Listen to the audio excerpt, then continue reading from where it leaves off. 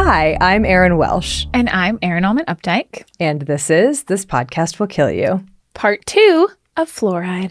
Part 2. Yeah. It's on me today. I am just thinking how weird it is. And like, I don't know if it's like nice if I'm like comfortable not having anything to say. You have nothing to hold and to like, be like reference. Right. I mean, I get to just like sit back and relax mostly. I liked it last week. I would love to do more of those. I'm very nervous about this week. But so last week, if you missed it, Erin Welsh went through the history of fluoride. How we figured out what it does, when we started putting it in our water / when it was always there, depending on the area. When we stopped putting it in our water in some places, And the history, yes, of the anti-fluoridation movement.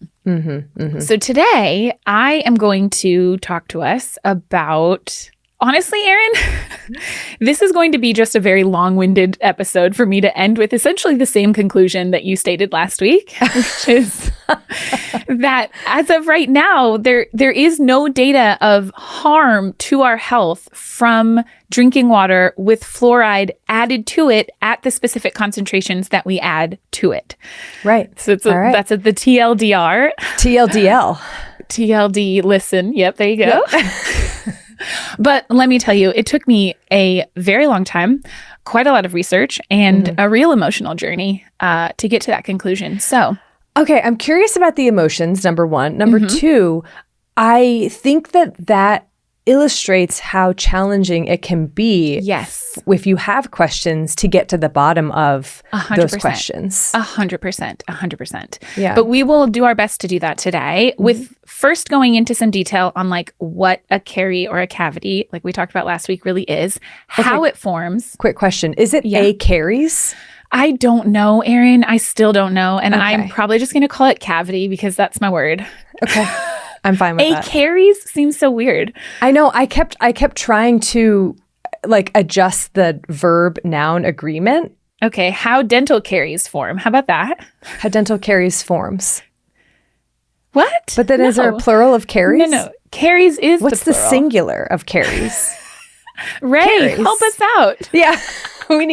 We clearly do. I think it's like deer and deer. No, I can't accept that because there's an S on the end.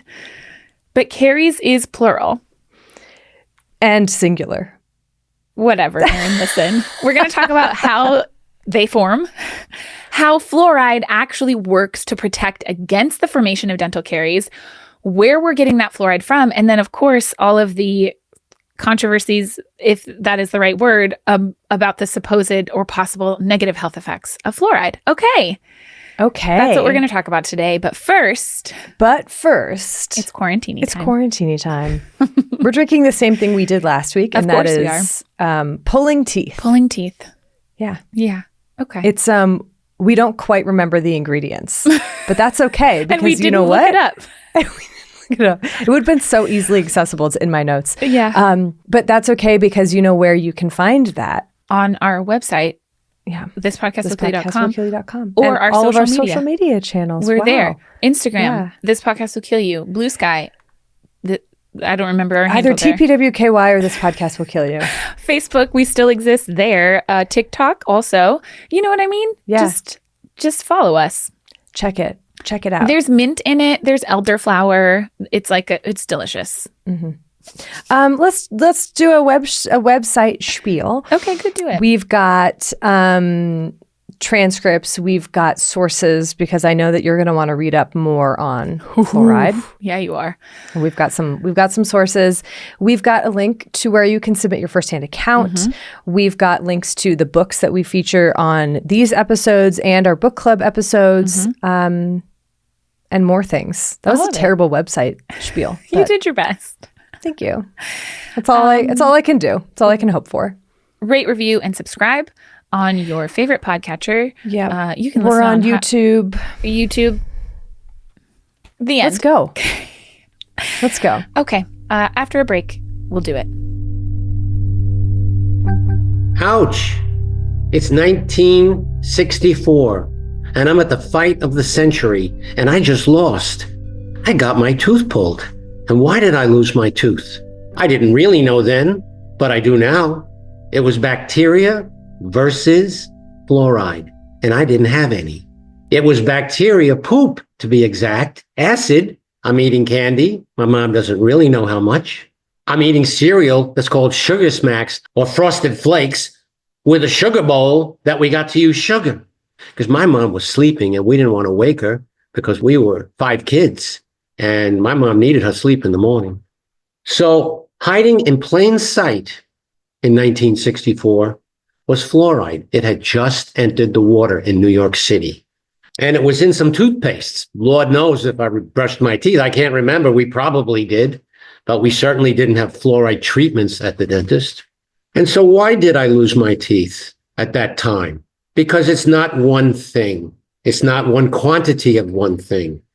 It's an approach to health, reasonable amounts of sugar, fluoride in the water to build the teeth strong. And I know that. And why do I know that? Well, I don't remember if I said this is Raphael, and it is, but this is Dr. Santore also. In 1974, about 10 years after I got my tooth pulled, I went to dental school, and I learned a lot about how to fix broken teeth. I didn't learn as much how to keep them from getting broken, how to keep them from getting decayed. That came with time and maturity. And after 45 years, I have a lot of stories. But I only want to tell you 1 or 2. So what happened in 1980? I was treating patients and I was finished with all my residencies and things. And I noticed that I would fix teeth that had cavities on top of the fillings, on top of the teeth that just had cavities. Boy, that lactic acid and all those things that bacteria produce and they erode teeth were working really hard against me. And I started to see a change in the late 80s.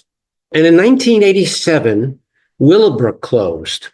And that is where we saw lots of patients who came to the hospital I worked at, where I did anesthesia and taught pediatric residents how to do dentistry and how to think about healthcare for the handicapped.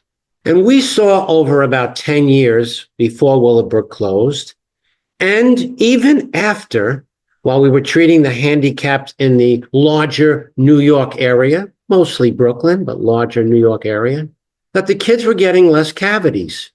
We started speaking to the parents and we started looking at the data, and we realized that there was a revolution, that the bacteria was starting to lose the battle.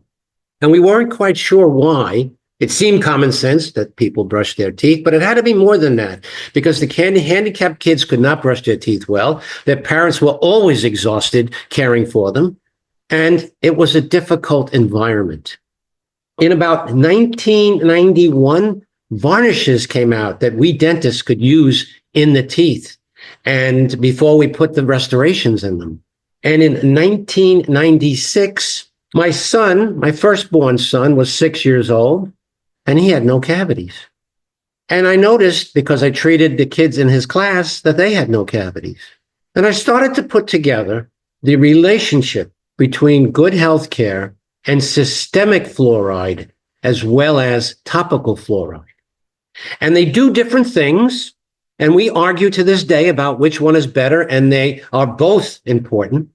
But the thing about systemic fluoride is it's the quiet giant that works behind the scenes. And that's what I came to realize as a dentist in the trenches, so to speak, trying to prevent teeth from being destroyed. In the year 2025, I can tell you without a doubt, from treating different communities with different advantages and access, that fluoride in all its forms, properly used, is a gift to children. And I share that with every parent that comes in. And I show them x-rays. I have so many x-rays that show such a long history that we went from decay and fillings to very little decay or almost none and no fillings. And I thank you for listening to this. And I hope you heard a simple message with all the honesty that I meant for you to have and to hear. Thank you. I just want to also set the stage really quick. Okay. And remind us of what a global public health problem dental caries are. I'm going to use them as a plural. They are. It's both a plural and a singular. Perfect. So you're in the clear. Okay. I cannot get it wrong.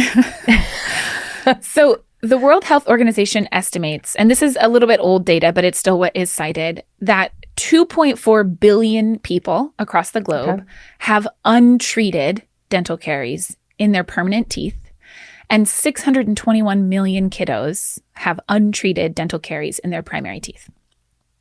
So this is a huge public health problem. There was a really great Nature Reviews Disease Primers paper from 2017 that I used heavily for the caries section.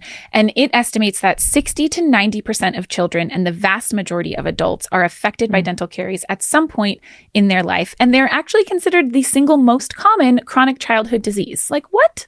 I mean, I'm not surprised. I know.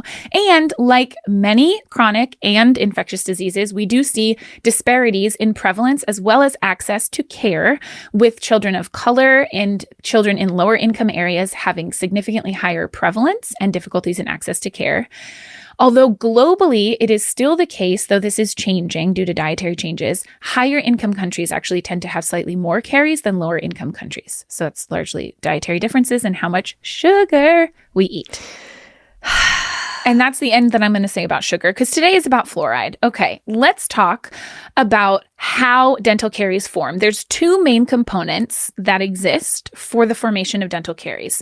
First is issues with the enamel itself. Okay. And the second is the components of the oral microbiome. So let's start there. Our oral microbiome is just so varied. We have so many different things that live in our mouth. We've got bacteria, yeast, viruses, protozoa, even archaea. Did you know that? I did not know that. Me neither. How did they get there? How did they get there? Many of these organisms are commensals or even beneficial to our mouth and to our health, but some are what we call cariogenic. And all of these, helpful and unhelpful organisms, because I can't just say bacteria, it's more than just bacteria. They live together and they grow and form this very complex biofilm on our teeth surface that we call plaque. Plaque. And each surface of each one of our teeth is its own little micro environment with its own little microbiome. So there's like borders. Your whole mouth, and then there's like each little surface of its tooth. It's going to be a little bit different. Yeah. Isn't that great to think about? I am very curious. Okay, and so I assume that there's like there's a gradient from front to back too. Like if you're closer to the back of your mouth, what's going on there? I have no idea. Front, what a fun! We should do a whole episode on the oral microbiome. Really, we should though. We should. And like flossing. Listen, we should talk about floss. You know that we've talked a lot about floss. You and I.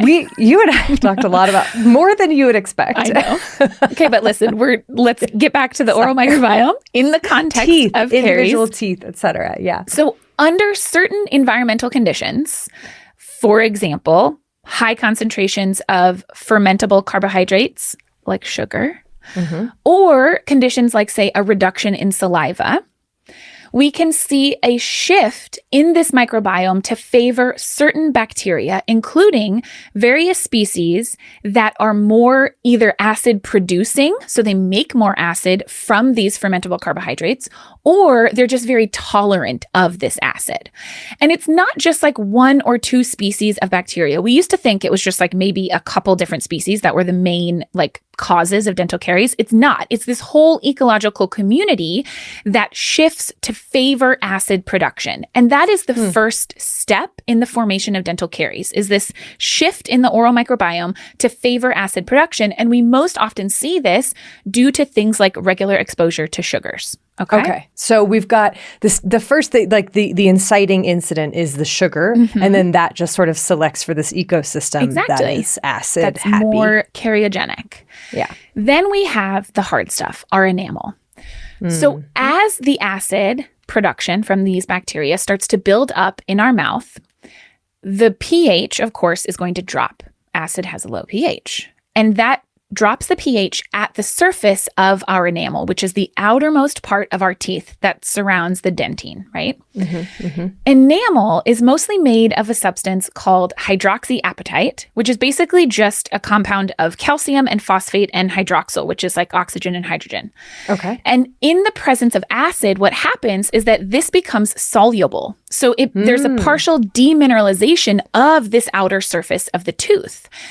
And as this hydroxyapatite starts to demineralize, then you have an increase in porosity, right? So then this acid can diffuse even deeper and cause further demineralization, releasing more calcium and more phosphate from this enamel, right? And this process, don't ask questions yet, Erin. I can see you take a breath. See me teeing up, yeah. This process and the fact that like we have saliva in our mouth, which serves as a buffer, eventually we're going to wash out some of this acid. Eventually, you will have remineralization, right? Because the calcium and phosphate are being released, your saliva is coming in to buffer, and eventually things even out to where the calcium and phosphate are going to redeposit and you can remineralize this. Unless you can't, because if you continue to have acid production, if you don't have enough saliva, etc., then this demineralization process can continue until you end up damaging the pulp of the tooth, which can then damage the canal, the root canal, and then you end up needing a root canal or an extraction.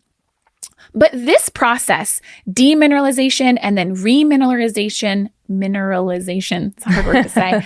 This is happening in our mouth all the time. I think that we think of our teeth as like static, right? They're just like little bones sitting in our mouth, but they're not. They're alive and they are constantly changing in response to the environment of our mouth. Okay. Can you tell me about why low saliva is bad? Saliva is a buffer in that acid base system. And so without the saliva, then you don't have that buffer. Yeah. And then why? There's probably more also, but that's the short answer.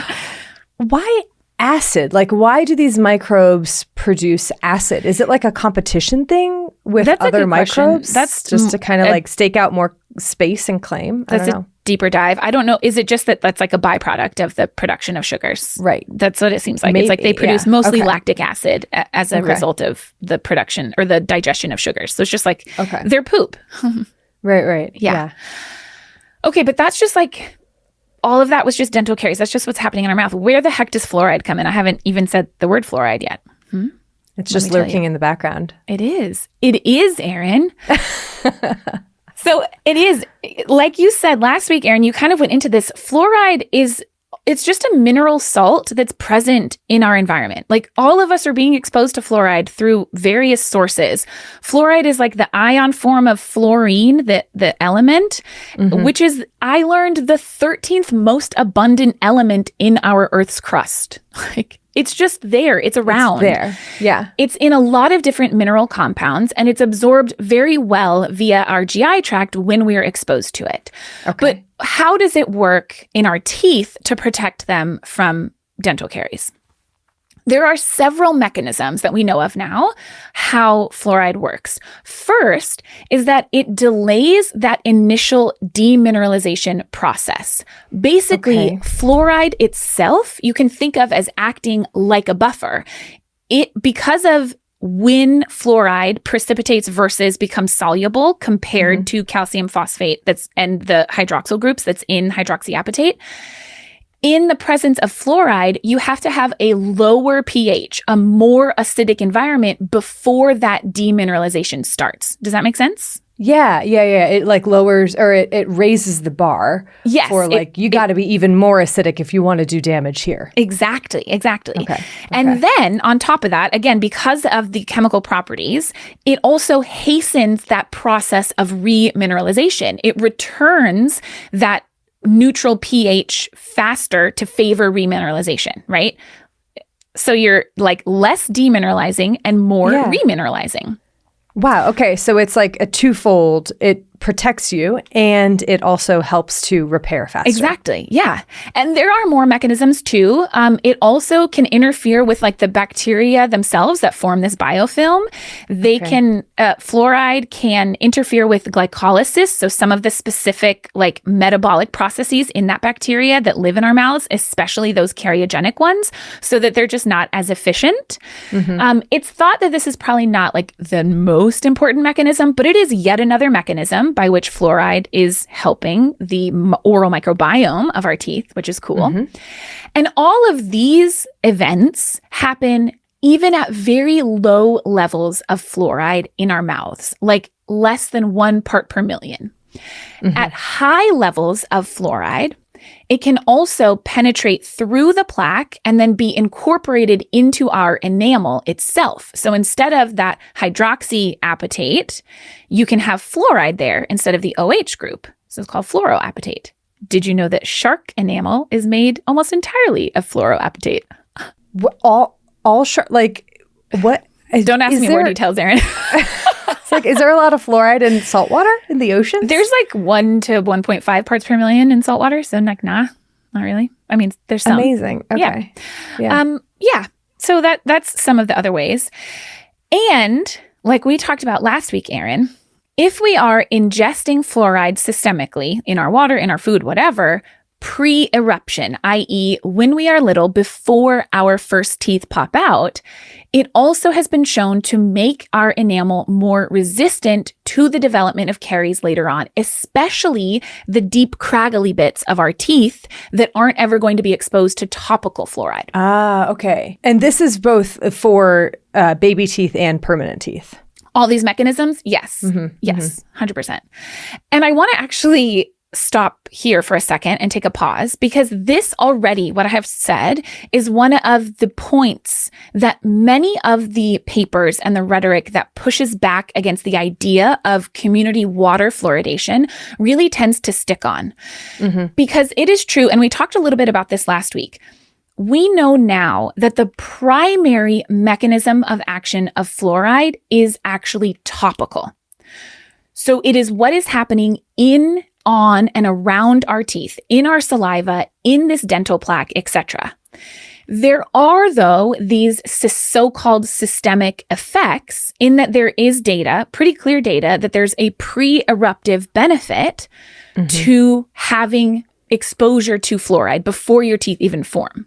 Right. But the primary way that it works thereafter is by existing in our mouths and around our teeth. But when you really then think about all of the different ways that we could be then exposing people to fluoride, that fact that it is topical, that it is low levels, that it is a constant exposure actually favors water fluoridation. Totally. Because we're drinking it multiple times a day, every day, compared to, say, milk or salt fluoridation, which are other more targeted strategies that other countries use for like large scale fluoride distribution, right? Because drinking it in our water is this constant low concentration flow, plus then anything that's absorbed systemically is then going to be re-secreted into our saliva, although at even lower levels, right? Right. I mean, it's that the fact that if you're drinking it, then you have the systemic fluoride in your saliva, bathing your teeth in fluoride. It's also when that water is in your mouth. So it's not just like having to be absorbed by your GI tract. It's also every single time. I've been swishing my water a lot more since reading about this. It's probably ridiculous, but really. Yeah. Okay. So I have a question about the development of teeth. Oh gosh, Erin. Oh no, Erin. Ask me questions about things I didn't research. Okay, go ahead. I mean, take it away. Like, when do teeth develop? I mean,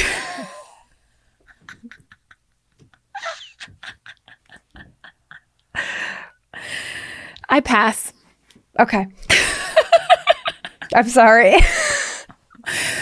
I was just thinking, like, at what level, when is exposure to systemic fluoride for tooth development? Like, really, what is that critical time period? Yeah, I don't know.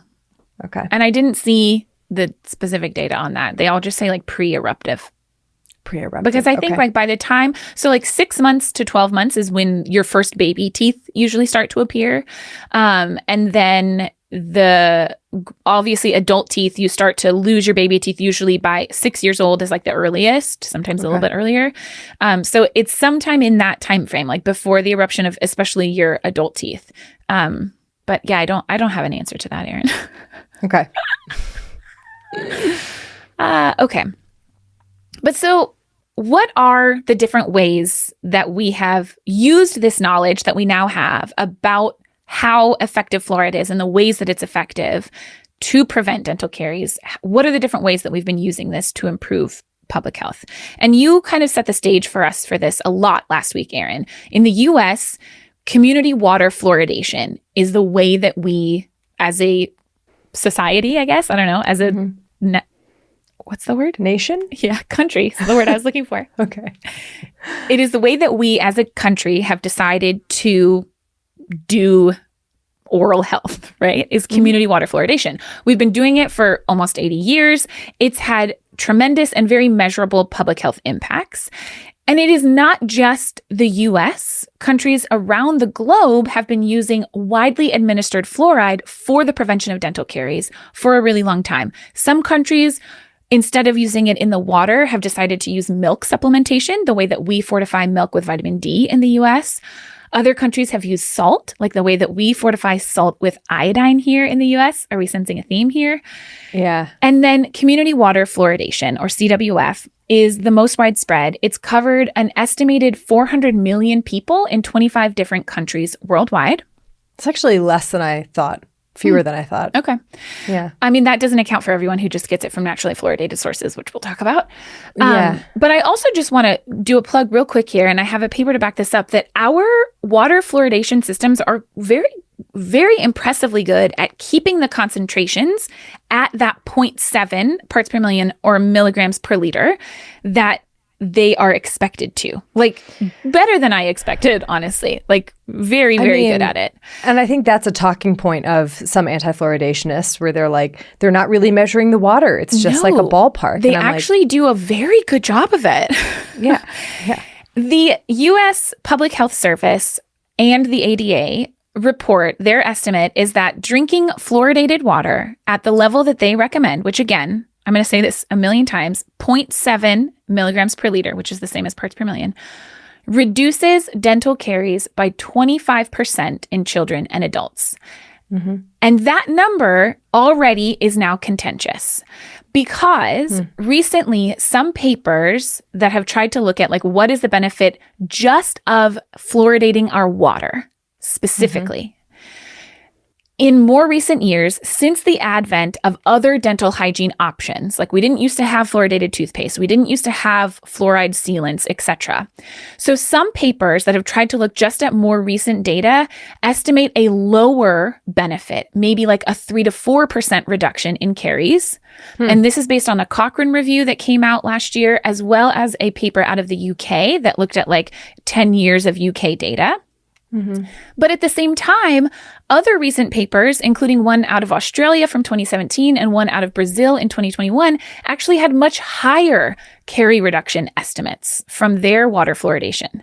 So we don't know the exact amount, but the data is clear across the board that there is a reduction in dental caries, and every paper that has looked at the financial impacts consistently finds that community water fluoridation is a cost-effective intervention, even when its impacts are less. Okay, so I really want to understand why there are such discrepancies. And so, like, historically, those numbers were much higher, even than 25%. Right. I mean, even the Brazil paper from 2021 was a 50% reduction. So, right. Yeah. So what can account for that 3 to 4%? I don't know, in all honesty, Erin. I mean, is it just that we have so many other options that are doing a very good job? And so we've seen, I don't know, because it's not like we've seen reductions in caries. Like caries are, if anything, on the rise. So I don't know. Okay. I don't have a good answer for you. I just can tell you that that is what the data shows. Yeah. So we grains of salt all of this. Okay. Okay. But consistently a reduction. And like, what level of reduction in caries prevalence do we have to hit for this to be considered important if we know that it's cost effective? That is like so far beyond my expertise, right? This is like, these are the big questions. I mean, it still to me comes down to the fact that like this is a community public health approach. Correct. Versus you have to then go to the store and buy mouthwash and buy the right toothpaste and go to the dentist and all of the things that cost a lot of money, whereas fluoridated water, it's just, yeah. And I will say, seems like a reasonable solution. doesn't it? And so that's what we've decided. Okay, so now we have to get into what I know that everyone probably really wants to know is there's a lot of people talking about that fluoride is actually quite harmful to us. So what does the data show? What are the risks, if any, of having fluoride in our water? There are only 2 potential harms that are worth talking about in detail today. So that's what I'm going to focus on. But I do just want to point out that there are an endless array of things that fluoride has been blamed for and continues to be blamed for. Kidney 100%. dysfunction, kidney stones, bladder cancer, all cancer, sex hormone disruption, ADHD, diabetes, liver dysfunction, infertility, musculoskeletal pain. Throw a dart at your pathophysiology textbook. Someone has made a claim that fluoride has caused it. I mean, last week, what did I say? Undue financial distress or something like there's that? Actually data that fluoride in the water, people work more and they have better income and stuff. There's some papers that say that, which is so interesting. I mean, you're not having to go to the dentist to for emergency dental caries repair all the time. Yeah. Whatever. So what does the data show? Okay, let's look at this. Yeah. There are some things that we know for sure. There is very consistent evidence of absolutely no association between fluoride exposure and cancer, right, or cancer-related mortality, or bone cancer specifically, or hip fracture, or Down syndrome, or kidney stones. So that we can say definitely no association. No association. Thyroid dysfunction is another thing that people say is caused by fluoride. There is really limited evidence for any association one way or another. There are papers, some of which show an association, some of which do not show an association. At this point, we cannot make any solid conclusion for thyroid dysfunction. And most of the rest of these claims, there is simply no data to even evaluate these associations, which just means that anyone who says that these associations exist is lying. It does not mean that for sure there's absolutely no way that this could ever be related, but there's literally no data to support these ideas, okay? Mm-hmm. But there are 2 outcomes that are worth digging into a little bit more because of the wealth of information that we have on the subject and all of the controversies that exist right now. And those 2 are skeletal fluorosis. Okay. And impacts on intelligence as measured by IQ, but which is often conflated as just this blanket idea of neurotoxicity. Mm-hmm. So let's get into these 2, shall we?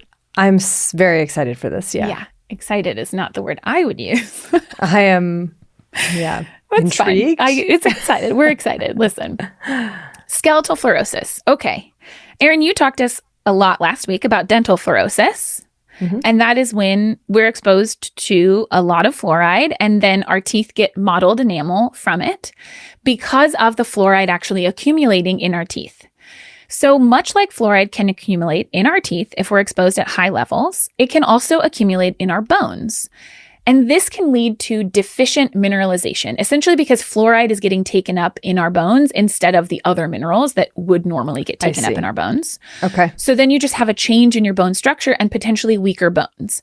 Now, remember that we have very strong data that there's no association between community water fluoridation and hip fractures, which was one of our main metrics to look at like the strength of bones. Mm-hmm. Okay. But skeletal fluorosis is something that definitely can happen and does happen. It generally happens at long-term intakes of 6 to 14 milligrams of fluoride or more per day. Okay. So what is that in terms of parts per million? Like what is that? Should we Erin math a little bit? Yes, we should. I can't wait. Okay.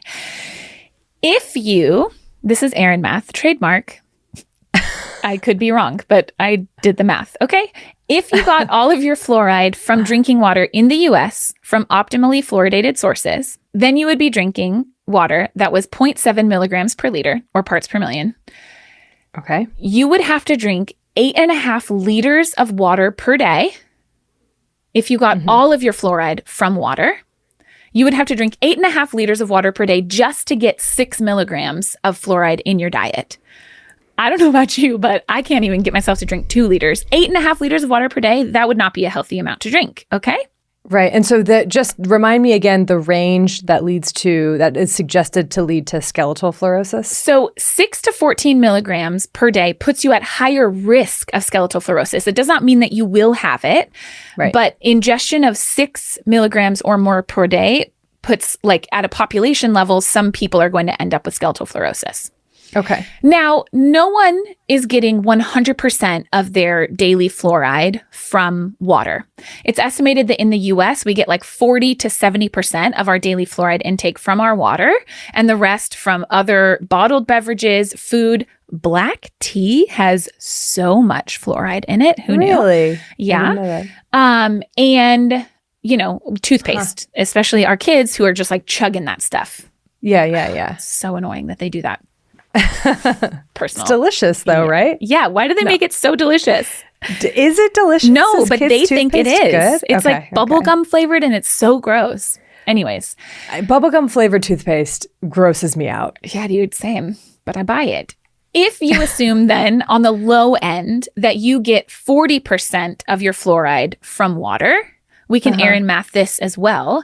In order to get to that 6 milligrams a day, you'd have to still be drinking like 3.5 liters of water, 3.4 liters of water, and somehow getting another 2.6 milligrams from somewhere else. And you'd be hard pressed to get that from your other dietary sources. Eating a lot of toothpaste, I guess, might get you there. So the math just does not work out. And there are some pretty large meta-analyses that have estimated, like, what does water have to be at for someone to have an increased risk of skeletal fluorosis from their drinking water? From just daily drinking, yeah. Right. You've got to be looking at higher than 3.7 to 3.8 parts per million. Which in is, your water. If you were getting something from like a deep well that has not been evaluated then you definitely could be drinking that. So realistically, bottom line, skeletal fluorosis is not something that is a concern from drinking water at the levels that we see in optimally fluoridated water systems. Question. Yes. How is skeletal fluorosis diagnosed? Oh, that's a really good question. I don't actually know the full answer to that. Okay. Yeah. So do we know the prevalence of skeletal fluorosis? No. In areas that, like, the highest prevalence in areas that have like really high levels of water fluoridation, I've seen like maybe 10 or 11, 12%. But like across the globe, it's pretty low. But it certainly is a risk in areas that have really high fluoride levels. And I think there are probably some populations somewhere that have much higher levels than that. But I don't have like global estimates or anything. And so this would be like in areas where you see higher, like maybe there are geographic areas with higher hip fractures, then you might suspect that there's higher levels of fluoride in the drinking water, something like that? I don't know that I would even go that far, honestly. Okay. Yeah. Okay. I don't think that we have any data to support those kinds of estimates. No. Okay. Yeah. Now, on the other hand, mild dental fluorosis, which again, dental fluorosis you get from having higher levels of fluoride in your water, we do still see some degree of mild dental fluorosis, which is, it's considered mild if it's not enough to cause significant cosmetic concerns, but like a dentist would see it on your teeth. Right. Depending on the study, there's some estimates of like 10 to 12% of the population in areas that are like optimally fluoridating their water can still have a mild dental fluorosis. Mm-hmm. So that is real, but it's not real for skeletal fluorosis at the levels of optimally fluoridated water. It's not like having health impacts. Correct. It's having the appearance of teeth. Correct. Of your teeth. Okay. And only in a small proportion of the population. Right. Correct. So now a very quick diversion, a little bit more numbers before we get into the possible neurotoxic effects of fluoride, because these numbers are going to get really important because, surprise, surprise, we need a little bit of nuance here, okay? Mm-hmm. I've said 100 times already, the U.S. Public Health Service recommends that if communities are going to add fluoride to their water, they do so at a level of 0.7 milligrams per liter, or parts per million. Now, the EPA, which is the body who is in charge of regulating and enforcing standards for things like our drinking water, Their standard for the maximum amount of fluoride that should be in our drinking water is 4 milligrams per liter. That is the level at which they can actually enforce something. Their recommended maximum is 2 milligrams per liter, but it's not actually enforceable. So if a community, for example, has fluoride naturally occurring in their water, between 2 and 4, the EPA can be like, hey, listen, that's a little high, but they cannot do anything about it unless it's above 4. Okay, this brings to mind a question about the fluoridation laws that are currently being, or anti-fluoridation laws that are currently being discussed or have already been passed, like in Utah and Florida. If there is naturally occurring fluoride, and this is like a question that maybe you can't answer. I can't, but it is the question, Erin. It is the question. If there is naturally occurring fluoride in one of these states where you're not allowed to add fluoride to your water, is there anything done to reduce the fluoride in that water? That is the question, because it also is who is checking it and who is enforcing those regulations, right? Because the EPA is in charge of detecting this and of enforcing these regulations. What teeth do they have to be able to enforce those regulations? The more that we defund the EPA, what ability do they even have to be doing the water testing that they need to be doing to make sure that our fluoride is at a safe level, especially in places with naturally occurring fluoride? I'm sure a corporation would love to, hop in and charge a great deal of money for that. That's a great idea, Erin. Privatization. Yeah. So listen, for what it's worth, the World Health Organization recommends that drinking water should have no more than 1.5 milligrams per liter. That's their maximum that should be allowed in drinking water. And they say that for any place who is adding fluoride for community water fluoridation, they should do so at a level between 0.5 and 1 milligrams per liter. Okay. And these numbers, especially that World Health Organization recommendation of no more than 1.5 milligrams per liter, that number is important. So keep that in your brain. Okay? Okay. Yep. Back in 2015, so like a decade ago now, the recommendation in the US for optimally fluoridated water was a little bit different. It was like a range. You could go anywhere from 0.7 to 1.2. Okay. But then, because of the incidence of dental fluorosis being higher at levels above 1, they decided to lower it to 0.7 back in 2015. Yeah. That same year is when they established a task force through the NIH, actually, not the CDC, but through the National Toxicology Program to look into the effects of fluoride on neurodevelopment and specifically on IQ. Okay. The results of that have now been published just 10 this years. year. Okay. There was a monograph by the National Toxicology Program that came out in August 2024. And then in January of this year, an additional meta-analysis that was published in JAMA Pediatrics. Okay. So I'm going to tell you the conclusions of this study, Erin. Yeah. There is a dose-response relationship between exposure to high levels of fluoridated water and lower IQ scores in children. Plain English. Yeah. Kids who are drinking water that has higher levels of fluoride, specifically kids who are drinking water with more than 1.5 milligrams per liter of fluoride may have slightly lower IQs than kids who are drinking water with less fluoride. And it's like it goes up with the amount of fluoride above 1.5 milligrams per liter. Above 1.5. And there's the more fluoride, the higher the reduction in IQ, which, as we maybe know, is not the best metric for things, but it is a metric. Yeah. Do you have There's something so much. to add? There's so much that I am bursting to say, and it's hard. Okay. Yeah. And I cannot get too in depth on the exact effect size of this because we don't have those exact numbers from drinking water itself. Like what are we talking about? How much of a reduction in IQ?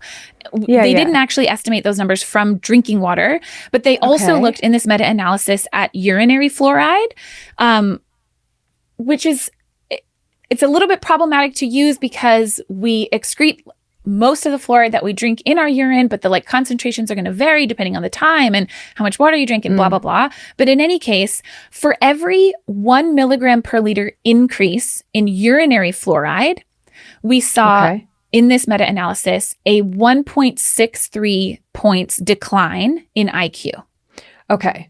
And just again, to like just so that I understand, this is in, maybe I'll phrase it this way. Yeah. Which communities in the US have water that's higher than 1.5 parts per million? Before I can even get into that, Erin, none of the studies that were in this meta-analysis were in the US. None of them. Almost every single study that was included in this meta-analysis were done in places that had naturally high levels of fluoridation. None of them were in places that were adding fluoride to the water at optimum fluoride concentrations. A lot of the studies that had, like low fluoride versus high fluoride, their low fluoride concentrations were actually at levels that are consistent with what we consider fluoridated water, right? Because like across the board, everyone's got higher fluoride. So high fluoride was like above 2 and low fluoride was like 0.5 to 0.8. Okay. I know this is it's too much. No. Okay. So this review, this meta-analysis, this task force. Yes. That was established in the US. Yeah. Part of the National Toxicology Program. Yeah.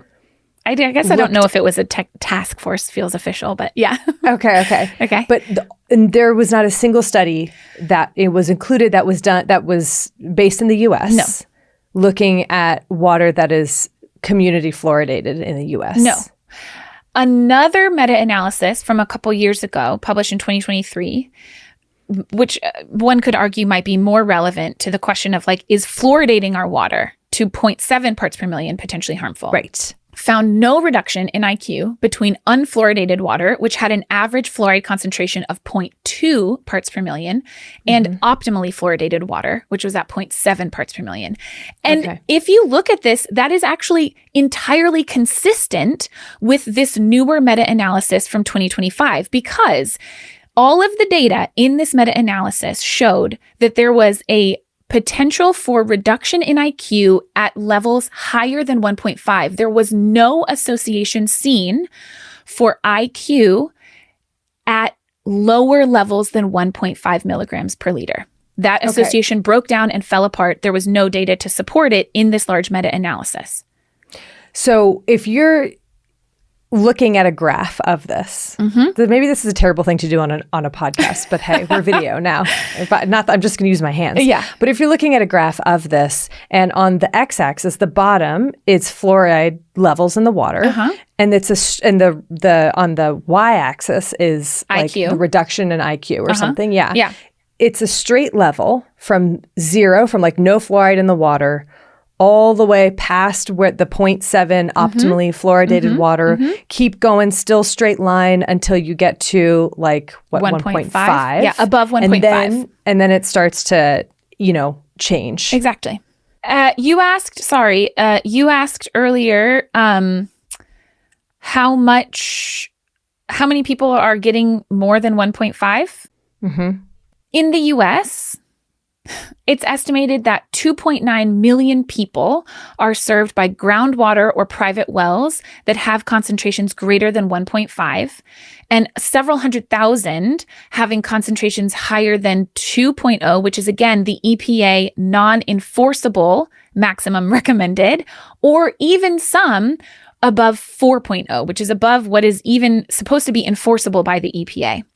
Globally, it's estimated that 57 million people, at least, receive water that is naturally fluoridated, which means who heckin' knows what the concentration of fluoride is, right? Right. Fascinating. Compared to 200 million people in the US who are estimated to get their water from optimally fluoridated community water fluoridation sources at 0.7 parts per million. I mean, this just to me speaks even further to the point of the anti-fluoridation movement is not to actually like protect health. It's just to deregulate and be anti-expert. Because I really do want to know whether these states that are introducing these anti-fluoride bans or these fluoride bans are doing anything in the communities that are served by naturally fluoridated water at levels that are shown to have any sort of health impact. Yeah. And I also want to point out a big difference that I noticed, because again, there are so many papers on this, and there are so many papers that have a very clear bent to them, right? Because I mean, even scientists, like we all have our own biases, right? Totally. And some of them have a very clear bent. Some of them, it's maybe less clear. And I mean in both directions, right? Like some are very clearly like pro-fluoride and some are very clearly anti-fluoride, and a lot are somewhere in between. But from the scientific side, and not from like the social media side or the political side or the it is a neurotoxin, it's killing us side, right? Right. All of the papers, even the ones that are very concerned about fluoride in their water, the main concern that I took away from those is the potential effect of maternal ingestion of high levels of fluoride or infant ingestion of high levels of fluoride, especially in the context, which I will say I had not thought about before, of formula use. Like if babies are not breastfed and are fed by formula, because some formulas actually have relatively higher levels of fluoride. So then if you are also using fluoridated water, whether naturally fluoridated or optimally fluoridated, because infants are so tiny, could you potentially be getting too much in those tiny humans? But even on those points, there has been very mixed results from even like long-term studies. There was a paper from 2019 in JAMA Pediatrics that got a lot of press, and it seems was very controversial, that showed for looking specifically at maternal ingestion of fluoridated water in Canada, where they optimally fluoridate their water. Okay. They showed a reduction in IQ in those babies born to people who are drinking fluoridated water, but only in boys. And that was not true in girls. And it was not true if you looked at all babies. So that was a little bit like, we don't understand how that could be. And then another analysis on, I don't know if it was the exact same cohort but like using that same study, because it was like this really huge study in Canada that came out a couple years later, actually did not show any difference in IQ once they accounted for exposure after birth. So even kids who are drinking fluoride in their water did not have lower IQ than those who were not drinking fluoridated water. So again, the data is still a little bit messy. Like there's not a clear association there at optimally fluoridated levels. Right. Okay. I think I'm just confused by those studies, or like what the conclusions are. I mean, basically it sounds like it's noisy and a mess. It's noisy and a mess. And there's still not there is not the conclusion that optimally fluoridated water has an impact on IQ. And I think that's the message that gets lost, because people will just say fluoride. Right. And there is a big difference between fluoride and optimally, like naturally fluoridated and optimally fluoridated, or like managed fluoride levels. Managed fluoride levels. And just to drive this point home, with regards to any of the other so-called neurotoxic effects, because sometimes fluoride just gets labeled as like a neurotoxin, there is not any data to back up any of the other claims. Headaches, insomnia, lethargy, autism, ADHD. There's no data whatsoever that positively associates fluoride in our water with any of those other neurologic effects. Only IQ, and only at levels that are higher than the World Health Organization maximum recommended level, twice as high as what we see in community water fluoridation. Twice as high, yeah. So for me, one of the main conclusions that I come to when we look at this debate on fluoride is that there is always going to be a certain degree of uncertainty in science, right? We've talked about this a lot. And that can sometimes feel really scary. But the nature of the scientific process and scientific inquiry is to keep asking questions. Could we do this better? Can we make this safer? Can we improve on our processes? Right. What changes do we need to make? What studies do we need to do to gather more data? I mean, it's why we revised the optimally fluoridated level to 0.7. That's exactly why we revised it, right? Yeah. at the same time, we have to function as a society. Our governments, our regulatory bodies, they have to make the best decisions that they can based on the data that we have. And that is exactly what has happened and continues to be happening when it comes to fluoride. No one is not looking at this problem. There is so much data now that we have that at the levels of fluoride that exist in some of the naturally fluoridated areas, we need to figure out how to lower fluoride levels in those communities because we could potentially be causing harm. And there is data that at the level of 0.7 milligrams per liter at less than 1.5, there is a significant improvement in our dental health and no adverse effects other than a slight increase in mild dental fluorosis. I mean, and some of this stuff, like, I think it's hard because, and we talked about this a little last week, we've been fluoridating water for 80 years. And things we've learned a lot in that time. And we've made adjustments accordingly in that time. And we've been open. I think there's sometimes an accusation from certain individuals or people with certain agendas to say that science just barges ahead without thinking of the consequences. And sometimes we do. Sometimes we do. This podcast will kill you. We've talked about a lot of instances where that's happened. Exactly. But I think when it comes to fluoride, like, just like you said, that the fact that there are still some unanswered questions cannot erase the fact that we have answered many, many, many questions about fluoride and optimally fluoridated water. Exactly. I do think this is not the end of the fluoride story. There's going to be more data, more studies that keep being done, especially at like trying to pull apart the nuances. Should we go from 0.7 to 0.5 to 0.6 to 0.65? I don't know. Can we keep doing better? And I think some of the data will come from these states that are choosing to stop fluoridating. We already have data. You mentioned last week, Erin, in Calgary, in Canada, where they took fluoride out of the water. There was a 10-year analysis that has looked so far and has seen a slight, not like a huge, but a slight increase in dental caries there compared to Edmonton, which still has fluoridated water. There's also a few other studies that I cite that are looking at exactly the same thing. So in places where they've taken fluoride out of the water, what do we see? We see worse dental health.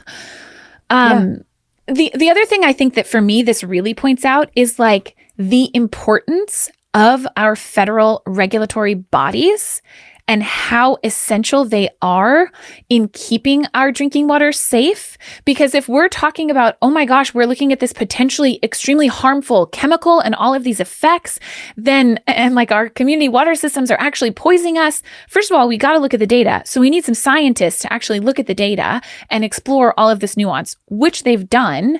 And then we need our regulatory agencies to be able to identify what the limits should be and enforce those limits. So, I mean, who is going to fund that?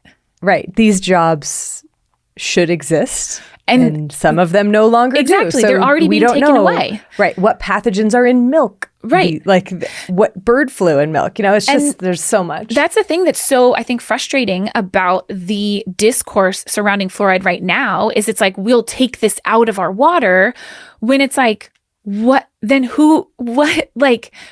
first of all, who is going to do that? Second of all, who is going to enforce this? What about all the places that already have it there?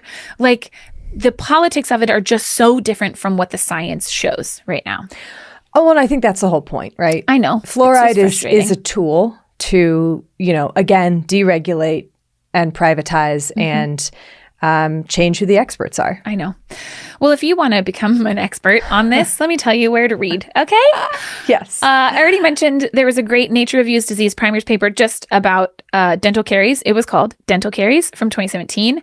A couple of other great papers that I had on the mechanism of action of fluoride. Actually, Erin, did you read this one from the Journal of Dental Research from 2019? It was called Fluoride Mode of Action Once There Was an Observant Dentist. No, I didn't. It was I love really that title. fun. It was like quite historical, but it was really, really fun. Cute. Then when we get into the meat of what people want, the paper from 2025 from JAMA Pediatrics was by Taylor et al., Fluoride Exposure and Children's IQ Scores, a Systematic Review and Meta-Analysis. The one from a couple years earlier that looked at more relevant fluoride levels was by Kumar et al. In the journal Public Health. That was titled Association Between Low Fluoride Exposure and Children's Intelligence, a Meta-Analysis Relevant to Community Water Fluoridation. There was another one I actually loved. Sorry, I'm giving shout outs longer than I usually do, but this one was super great from 2024 by Teher et al. I'm sorry if I'm pronouncing that wrong, in Critical Reviews in Toxicology. This paper looked not just at IQ, but this one looked at every claim that people have made about fluoride. What is the evidence epidemiologically? What is the toxicological evidence? What is the evidence in animals, in vitro? And it came up with this really comprehensive table to look at all of these. And so that is a really great paper. You can check out the list of sources from this episode and every single one of our episodes on our website, thispodcastwillkillyou.com. There's so many more. There's so many more. Thank you again so much to Dr. Santore for sharing that story with us. Thank you so much. We appreciate you so much. We really do. Thank you also to Bloodmobile for providing the music for this episode and all of our episodes. All of them. Thank you to Tom and Liana and Pete and Brent and Jess and everyone at Exactly Right who helps this to happen. Helps us make this happen. Yeah. Here we go. We'll go with that. And thank you to all of you for listening, for watching, for joining us on this journey. Yeah. We're done with fluoride for now. Journey for now, but we're not done with teeth. No. Or gums or flossing or whatever. Can't wait. Anyway, thank you also to our wonderful patrons. We appreciate your support so very much. We do. Thank you. Well, until next time, brush your teeth. You filthy animals. And wash your hands. Both.